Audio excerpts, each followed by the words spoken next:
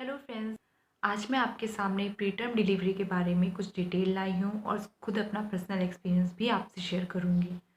Preterm delivery क्या होती है? वैसे तो नॉर्मल डिलीवरी का टाइम 37 से 42 वीक तक होता है, लेकिन कभी कभी कुछ ऐसी प्रॉब्लम हो जाती है जिससे कि बेबी का बॉर्न 37 वीक से पहले ही कराना पड़ता है। प्रॉब्लम्स कैसी हो सकती हैं? जैसे यूट्रस में कभी कोई प्रॉब्लम हो जाती है और एमनियोटिक फ्लूइड होता है वो ज़्यादा हो जाता है, या ब्लीडिंग होती रहती है पूरे 9 मंथ तक, मतलब जब तक प्रेगनेंसी रहती है, और या सडन ब्लीडिंग हो जाती है, या जो मदर होती है वो बहुत ज़्यादा स्मोकिंग या ड्रिंकिंग करती हो, या कोई उसने ऐसी दवा ले ली हो जो बिना डॉक्टर के प्रिस्क्रिप्शन की हो। इसीलिए कहा जाता है कि जो भी वुमेन प्रेग्नेंट होती है उसको कोई भी अगर वो दवा लेती है ड्यूरिंग प्रेगनेंसी, तो बिना डॉक्टर के प्रिस्क्रिप्शन के उसे कोई भी दवा नहीं लेनी चाहिए, क्योंकि नॉर्मल वुमेन और एक जो प्रेग्नेंट वुमेन को जो दवा जो डोज होती है उनकी वो अलग अलग होती है। इसलिए अगर कोई भी वो दवा ऐसी ले लेती है तो प्रीटर्म डिलीवरी के चांसेस आ सकते हैं।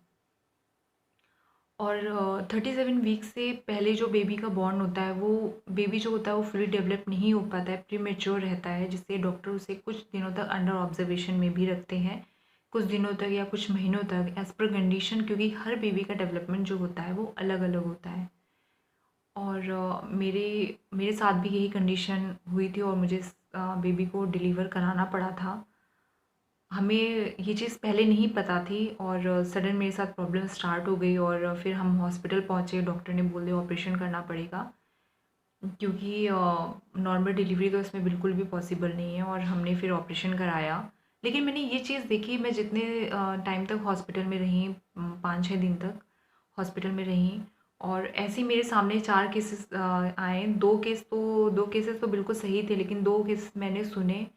तो उनमें क्या था कि गांव साइड के थे उन लोग। तो उन्होंने पहले जो उनके पास में जो हॉस्पिटल था वहाँ पे दिखाया, तो वहाँ पे डॉक्टर ने कंडीशन देख के उन्हें ऑपरेशन के लिए बोल दिया था। मेरी मेरी जैसी कंडीशन थी, तो उन्हें ऑपरेशन के लिए बोला था, लेकिन उनके फैमिली वालों की ज़िद की वजह से डॉक्टर ने रिस्क पे नॉर्मल डिलीवरी कराई। लेकिन सडन ऐसी प्रॉब्लम आ गई बीच में, जिसे उन्हें तुरंत का तुरंत रेफ़र करना पड़ा। और जब वो लेडी हमारे हॉस्पिटल में आई, जहाँ पे मतलब मैं एडमिट थी, वहाँ पे आई, तो लेकिन डॉक्टर ने कोशिश तो बहुत की, लेकिन एट लास्ट उसको बचा नहीं पाए। और फिर जो मेरे यहाँ जो मतलब मेरे सुनने में आया, तो जो मेरे रूम में जो नर्सेज़ और जो मिडवाइफ्स आती थी, तो उनसे जब हमने ये चीज़ पूछी, तो उन्होंने बताया कि उनकी फैमिली की ज़िद की वजह से, जहाँ पे वो पहले ट्रीटमेंट ले रहे थे, वहाँ पे ज़िद की वजह से नॉर्मल डिलीवरी कराई गई।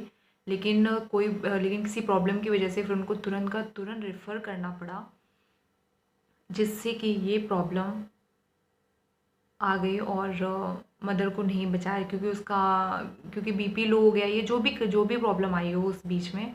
तो मेरी यही सलाह है, अगर डॉक्टर ये चीज़ बोल रहे हैं कि नॉर्मल डिलीवरी पॉसिबल नहीं है, ऑपरेशन करना पड़ेगा, तो प्लीज़ प्लीज़ इस चीज़ को समझो। इतना बड़ा रिस्क मदर और बच्चे के साथ मत लो। कुछ लोग होते हैं बहुत ज़िद की वजह से नॉर्मल डिलीवरी करा देते हैं, लेकिन या तो दोनों में, क्योंकि अगर ऐसी कंडीशन है जिसमें ऑपरेशन होना चाहिए पर नॉर्मल डिलीवरी फिर भी लोग कराते हैं ज़िद की वजह से, लास्ट में क्या होता है, कोई ना कोई प्रॉब्लम आ ही जाती है। इसलिए डॉक्टर को समझें, उनको उनका सपोर्ट करें।